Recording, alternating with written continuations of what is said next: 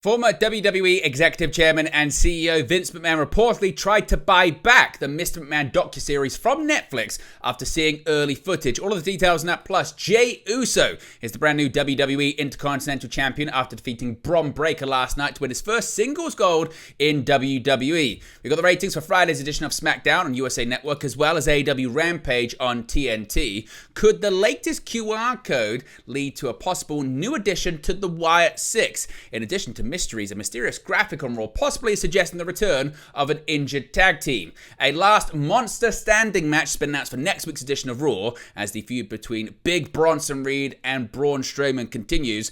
Dominic Mysterio is going to be suspended high above the ring in a shark cage at Bad Blood as Liv Morgan defends the Women's World Championship against Rhea Ripley.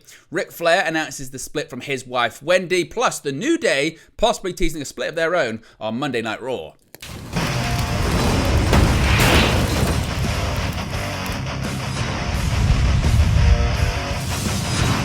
Hey guys, welcome back to Wrestling News 365. Hope everyone is doing very well. As always, there are plenty of news stories to get into in the world of professional wrestling. Let's begin with the latest developments regarding the Vince McMahon Netflix documentary series and the reaction from the former executive chairman of TKO Group Holdings and WWE itself. Now, Vince McMahon reportedly wanted to buy back the footage for the show. Vince McMahon seemingly wanted to prevent the Mr. McMahon docuseries from ever being released.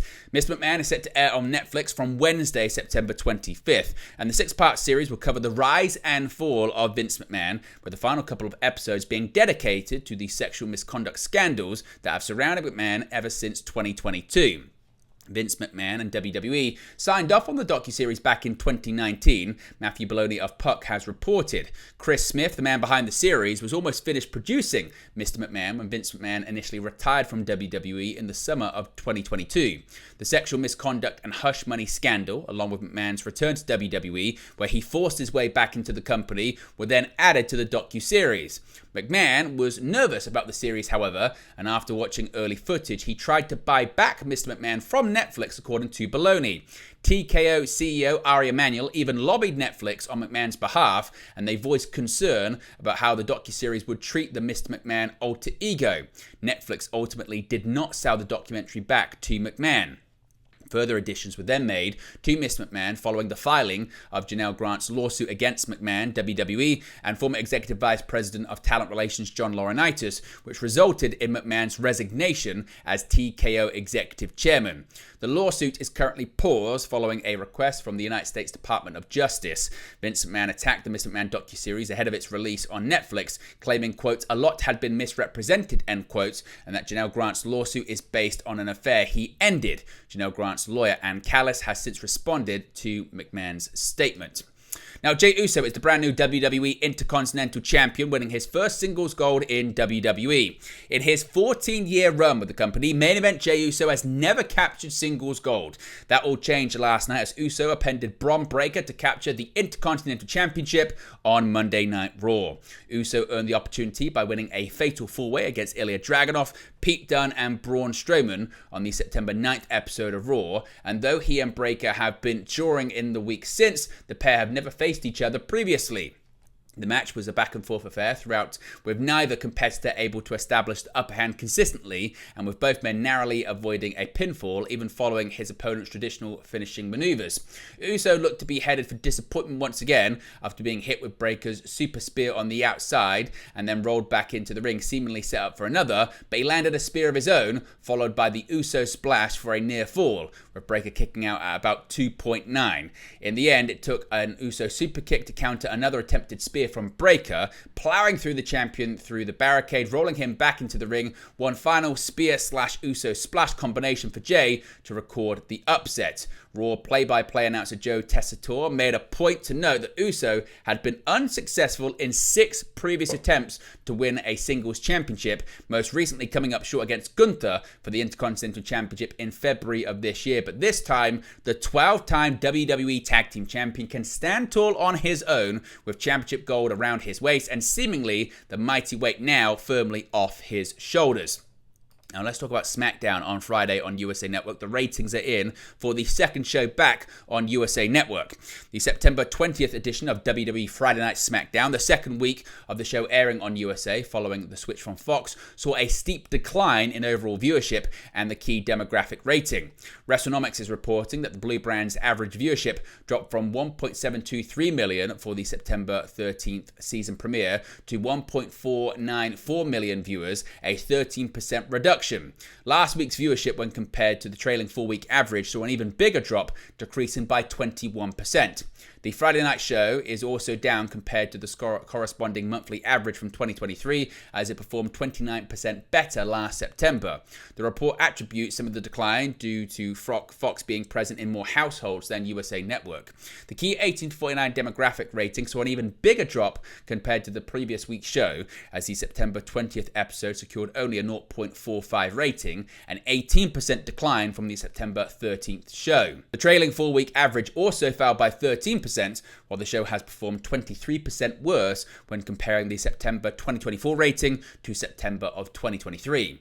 Last week's SmackDown, though, ranked number 1 on cable for the night, ahead of ESPN's college football prime game between Stanford and Syracuse, as per Programming Insider. The show was also number 3 in the rankings for primetime shows in the 18 to 49 demographic, behind Fox's college football Friday game between Nebraska Cornhuskers and Illinois Fighting Illini, and the kickoff show for the aforementioned game. This coming week's SmackDown show, which will be held in Oklahoma City, will be the penultimate show of the Blue Brand before WWE's next premium live event, Bad Blood. Now, speaking of SmackDown, of course, there's been so many rumors about the show becoming 3 hours once Raw moves to Netflix next year. And there are rumors swirling that WWE SmackDown could be expanded to that time frame in the future. According to the Wrestling Observer Radio's Dave Meltzer, the idea makes sense. Quote, "A 3-hour SmackDown is a scary thought there. It's one of those things. It does make sense. If you're USA Network, of course you want the 3rd hour," Meltzer said. "I thought the deal was 2 hours." Meltzer and his co-host Brian Alvarez aren't clear on whether USA Network is already paying for the 3rd hour, or if they're expecting WWE to give the network a 3rd hour of SmackDown, which would mean less money for WWE. Quote, "The idea of SmackDown at $275 million for a 3rd hour is not an increase," Meltzer said, noting that it's around what Fox was paying for the program. "They were trying to tout this as a 40% increase, and it's not if they're going 3 hours. Meltzer says he's been unable to confirm the 3rd hour of SmackDown with WWE sources. Quote, "The basic thing was that the time of Raw and the time of SmackDown were absolutely being discussed," Meltzer said. Now, Raw will be shortened to 2 hours starting in October until its extended contract on USA Network expires, and the show debuts on Netflix on January 6th. The length of Raw on Netflix is said to be not as set in stone as the lengths of broadcast television shows, meaning the show could be as short or as long as needed, so long as advertising requirements are met. Raw will still have commercial breaks on Netflix, though the breaks will likely not be as regimented as they would have been on USA Network or Fox. Now let's talk about the ratings for AEW Rampage this past Friday night on SmackDown. The Friday, September 20th episode of AEW Rampage averaged 327,000 viewers on TNT. That's up over 30% from the previous week. It's also the best audience total for the show since July 12th. Rampage finished 6th on primetime cable charts with a 0.12 rating in the 1849 demo. That's up over 71% from last week and ties the highest rating the show has done in that category since May 18th. The relatively strong ratings came despite going head-to-head with 3 separate college football games on Fox, ESPN, and the CW that combined to average over 6 million viewers and a 1.51 rating in the 1849 demo. As compared, though, to the same week in 2023, Rampage's overall viewership was down 4.1%, while the 1849 rating was identical. Now, could we be getting a new member of the Wyatt Six? Possibly, if this little hint on Raw has anything to go by. Now, it's just very interesting stuff. Of course, the Wyatt Six made their debut on Raw back in June, and their in-rings debut in August. But their name has been a running question since their return, as they only have 5 members. That may be about to change. During this week's Raw, eagle-eyed viewers noticed a Lily doll of sorts once carried by Alexa Bliss during her time partnered with Bray Wyatt's Fiend character. The doll was laying on the shelf in the background of a backstage segment with Liv Morgan and Dominic Mysterio. Now, the Wyatt Six have previously had their symbols appear in segments involving superstars who have turned on their partners/factions. Interestingly, a picture of Mercy the Buzzard was also spotted in another backstage segment involving the Judgment Day. Now, Bliss has been rumoured to be the 6th member of the Wyatt Six due to her previous connection with Wyatt and her storyline with Uncle Howdy back in January of 2023, which was derailed when Bliss found herself pregnant, eventually giving birth to her daughter Hendrix with singer Ryan Cabrera. Her recent social media activity has already been raising eyebrows, and the sight of Lily hanging around backstage will only add fuel to this speculation she could be this new member. On top of that, we saw yet another QR code on Raw with several clues, both audio and visual, that now people are thinking could be related to Alexa Bliss possibly returning and reuniting with a Bray Wyatt-inspired storyline. Now, the Viking Raiders, could they be on their way back to WWE television as well? Well, possibly, if this cryptic video is anything to go by. A cryptic video on Monday's episode of Raw may be alluding to the return of the tag team that's been on the shelf for quite some time. During the broadcast, a video vignette was shown of a burning circle, similar to a shield, with runes burning inside. The only audio in the promo outside of the crackling flames was a man's voice saying, "Fate is woven." Social media users translated the runes from the oldest form of the runic alphabet into war, leading to many fans believing the video was a teaser for the return of Eric and Ivar, the Viking Raiders. It was revealed back in May that Ivar's future in wrestling was uncertain. He had been working on NXT before being written off television for an injury, to the confusion of many of the legitimacy of the injury at the time. Ivar clarified on social media that this time he was indeed injured and it was very serious, but he had not had surgery at that point in time. However, it was revealed by Andrew Sports Medicine on X that Ivar had undergone surgery on his spine back in May. Eric underwent neck fusion surgery prior to his partner's injury in September of last year. The pair's last match together came on an episode of Main Event that year. A timetable was not provided for either of the Viking Raiders' injuries. Now, next week we're going to be getting a last monster standing match. Now, Big Bronson Reed and Braun Strowman continued their never-ending clash of the Titans during Raw, and they'll finally settle things for good next Monday. On last week's show, Reed and Strowman were due to clash in a singles match, but the bout never got started, with the pair brawling through barricades and tables before both went crashing through a drywall. This time, as Dominic Mysterio and Liv Morgan made their way into the venue, Reed and Strowman picked up where they left off as they sent one another crashing through a merch stand. Their melee reared its head later on in the show too, as Reed was due to face The Miz as he was ambushed by the monster among men, who clearly wasn't finished with him. Miz confronted Strowman for interrupting his match, his moment, as an earlier backstage conversation with Karrion Kross had indicated, but he was drawn into the melee by Reed. After taking Miz and several security guards out, Reed had retreated up the ramp while Strowman ascended to the top rope to stand tall. Addressing the anarchy later on, Adam Pearce announced that the pair will look to settle their differences somewhat formally next week. It'll be Braun Strowman versus Big Bronson Reed in a last monster standing match. Now, speaking of match stipulations, we've got one for Bad Blood. WWE is pulling out a bit of a rare stipulation for Liv Morgan's Women's World Championship defense against Rhea Ripley at Bad Blood on October 5th. The match will see Morgan's boyfriend and Ripley's ex-flame Dirty Dominic Mysterio locked inside a shark cage suspended high above the ring.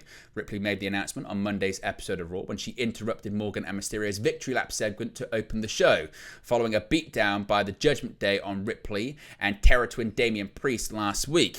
After crashing their segment, Ripley informed Morgan that not only is she fully cleared for their title match in less than 2 weeks, but Raw General Manager Adam Pearce made the shark cage stipulation official. Ripley hit Morgan with a headbutt to solidify her point and sauntered to the back. Now, the last Shark Cage match of note in WWE occurred back in the summer of 2017. Enzo Amore was suspended in a cage above the ring when his former tag team partner Big Cass took on The Big Show at SummerSlam.